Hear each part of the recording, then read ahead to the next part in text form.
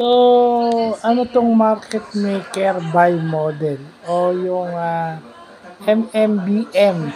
Okay?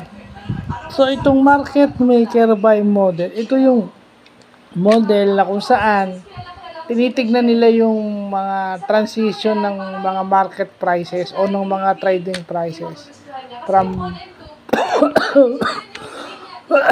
from bullish to bearish. Pag sinabi mong bullish, stock prices will rise. Pag sinabi mong bearish, stock prices will drop. So, tinitingnan nila yung opportunities kung saan magiging bullish o bearish yung mga prices para makapag-adjust sila. No? At ginagamit dito yung smart money reversal o yung tinatawag nilang ano ba to? Ano ba tinatawag nila dito? Yung trend reversal strategy, di ba?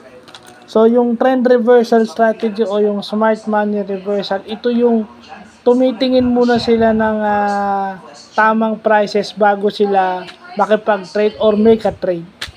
So, yung TLDR, ang tawag pala is smart money reversal or trend reversal strategy. So, yun.